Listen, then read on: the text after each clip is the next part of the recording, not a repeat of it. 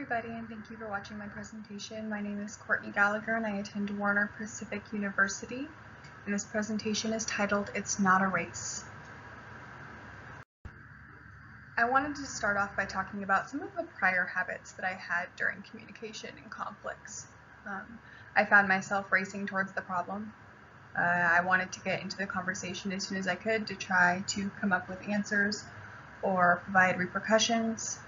I wanted to race through the conversation. I found that often the conversations would last 1 to 3 minutes and often would lead in escalations, which then caused me to want to race away when the escalations occurred. I found that I wasn't using the tools that I had correctly. So if I knew how to collaborate, sometimes I would be choosing not to or not bringing up those skills at all during the conversations. I wasn't practicing very much empathy. I often felt that because, especially in situations where I was the parent and they were the child, that if they did something wrong, they needed repercussions without me thinking about how they were feeling. And I would often bring past occurrences into the conversation. I might not have outright said anything about the past occurrences, but I would have been thinking about them before I went into the conversation, and that would have set the tone for the entire conversation. I found this often put me in a negative mindset, stressed me out, or made it so I really didn't want to have the conversation at all, which then would make me race to it. That way we could get through it. That way I could run away and it could be done. In the beginning of this course, we were asked to choose 3 Kaizen steps, or baby steps, to make towards having positive and more positive communication. When I initially reported what I would like to do for these steps, I said things like I would like to be able to stay engaged in the conversation. I would like to make more eye contact, and I would like to be able to summarize statements. So for the first 2 weeks, this was my goal. I really attempted to do all 3 of these things. When I was doing them, I realized all of these were just components of active listening, though. And once I had active listening down, I felt like these steps were met, but I needed more still. If I could change this now, I would have chosen other things, including the things I've been practicing recently, such as leading with an open-ended question regarding the well-being of the other party. This has been really helping me open up my thoughts towards empathy, creating a gracious space for the discussions, which isn't only my mindset, and the actual location, but really making the other party feel comfortable in discussing, collaborating, and cooperating as well. And I want to shift the power. I really found that in the power triangle, I often felt that I didn't have the power.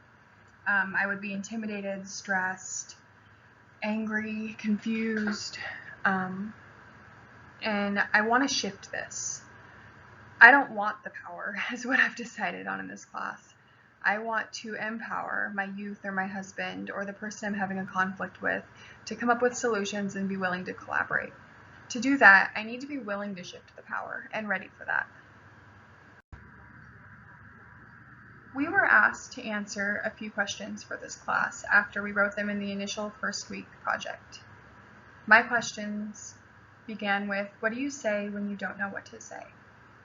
I found when I began the conversations with open-ended questions and led with empathy, I was put into more of an active listening role. So if I didn't know what to say in those responses, as part of active listening, I was able to summarize their statements and use my I statements to empathize with them on how they were feeling. The words seemed to come more leisurely when I was more relaxed, when there was no escalations during the conversations, and when I was really caring about their well-being and they knew that we had common goals. My second question was, when you're feeling intimidated by another party's position, could you request that they change their positions?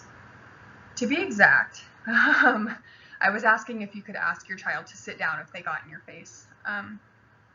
Because often when things would escalate, they would get in my face, or they would stand up while I was sitting and come closer to me, and I would feel intimidated, and that often contributed to me trying to race away from the conversations. When I was putting their well-being first, I found that they were able to empathize more clearly as well. I was able to use I statements to talk about how we were both feeling, and they were able to respond. And even if they did stand up, or come towards me, I found that I often didn't feel intimidated. Part of this was because I realized my place in the power triangle. When you first would have asked me how I felt or where I felt I belonged in the power triangle, I would have said that I feel that they often hold more power in the conversations. This shifted a lot. When I started using more empathy, I started to realize that as the mom, the position of power was already held by me. They were feeling intimidated, and that's why they felt the need to get up, get in my face, or get upset. They wanted more power. They wanted to have partial control of the conversation where they felt they had no control or no options in. This has caused me to want to shift the power. I want to empower my youth. I want to empower my husband. I want them to make contributions. I want them to be excited about the things that I'm learning and also start utilizing some of the skills. So I found that through empowering the youth, I wasn't in these intimidating circumstances. Lastly, I wanted to talk about how long is too long when leaving and returning into a conversation. I realized that when we were collaborating, when I was talking to my youth or my husband and we were making a decision, this time frame was decided by both of us. Priorly, it would have been me getting really upset and saying, we'll talk about this later, and leaving. When I'm talking to my youth or my husband, we might say something like, there's a lot of different options that we could use here. Let's both go think of 3 options and come back and talk about it tomorrow. Or could we talk about this again in maybe an hour after I consider the options that you've stated?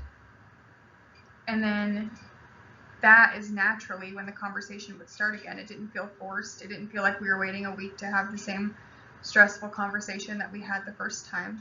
It felt more natural, more flowing. My mnemonic device that I decided on was an acronym for RACE. Since I was already racing to the conversation, through the conversation, and away from the conversation, I decided what easier way to implement something that I've already been doing and remember something that I've already been doing. R is for reframe or reconsider. How can I reframe my current thoughts in order to emphasize empathy? I want to understand the other person's point of view.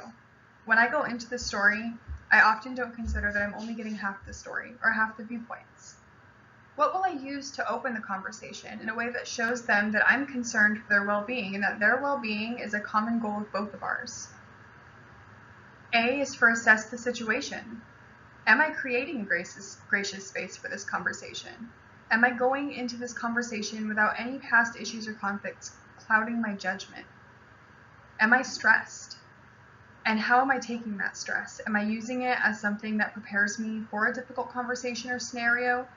Or am I using it as something that will bog me down and make me more upset, more angry, and try and speed through the conversation?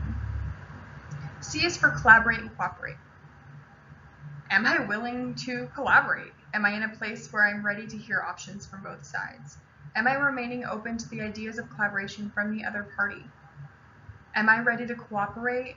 And after the issue, are they in a place where they're ready to collaborate and cooperate? And finally, E is for empathy. I'm probably going into this conflict pretty upset, but so are they. How does this affect both parties? I need to allow them to know that I care and be open to active listening. I need to take the time to empathize with them on their current predicaments or the predicament that got us into this conflict in the first place. But my favorite part of the acronym RACE is definitely the whole word together. I need to remember that this isn't a race. I need to slow down the conversation. There's no reason that this conversation should only last 2 minutes.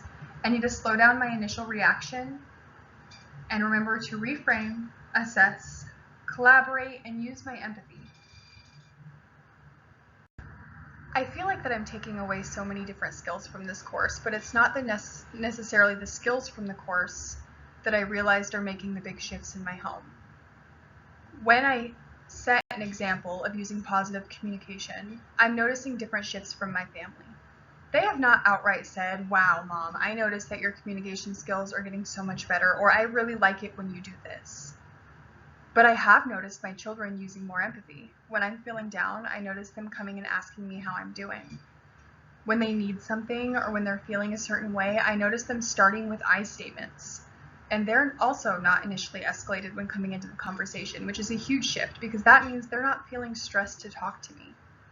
I also noticed that my husband is more excited about contributing towards conversations, ideas, collaborating. If something in the house needs done, I realize he's coming up with options and more willing to talk about it. I also noticed that he's not running to the rescue every time I have a conversation with my youth, which has been pretty changing in the power triangle for us because he's not adding a third leg to it. I really think I'm going to take away and appreciate practicing opening my conversations with concern for the other's well-being. This really puts both of us in an empathetic state, and it keeps me in one throughout the conversation. I'm asking how they're doing and stating my concern for their well-being even during conflict. I am taking away from this class, and I think everybody should, that I don't need the power. I want to empower others, especially my children and my husband and people that are important to me in conversations, to be my equals. I want it to be where we're on equal footing and not fighting for power. But lastly, I think I'm noticing that even small shifts, like beginning the conversation with empathy, sets the tone for the entire conversation and sets an example for my youth on doing the same thing. It's making huge differences within my family, the conversations, the dynamics, and the relationships that we all have together. Next, I want to talk about what I did in the past all the way to what I plan on doing in the future. What am I going to take away with me and what am I going to utilize? In the past, I felt I was often learning the tools, using improper implementation of these tools that I've learned. In the start of the class, not only did I realize that I had some of the tools, but I was learning new tools and role-playing scenarios, practicing utilization, and seeing examples of it. Currently, I still really enjoy role-playing the conversations, implementing the tools in every single conversation, not just conflict, allowing myself grace for the mistakes that I make during conversations. I often find myself shifting the power to the other party and leading and opening with empathy. In the future, I want to work harder at creating gracious spaces before going into conversations.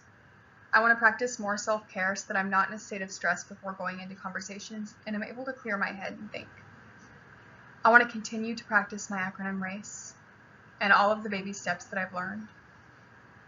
I want to keep encouraging my family and youth to use the skills by modeling positive communication with them. But mostly I want to keep role-playing. When I know there's a difficult conversation coming up, I want to keep practicing it. I want to find someone who's willing to run through the conversation with me and come up with more options and outcomes for how the conversation is going to go. Lastly, I just wanted to take a minute to say thank you. This class has taught me so many different things, and it's really hard to put it into one slideshow or one acronym. I probably could have come up with 3 or 4 different mnemonic devices for this class. But this is the one that I think is really going to stick with me because of the prior racing that I've done through conversations in the past. It's a word that pops into my head naturally. And I hope that I was able to share some of the takeaways and information with everyone. And hopefully we can all take something away and benefit from the class that we've been in. And I really appreciated working with all of you guys and reading through your discussions.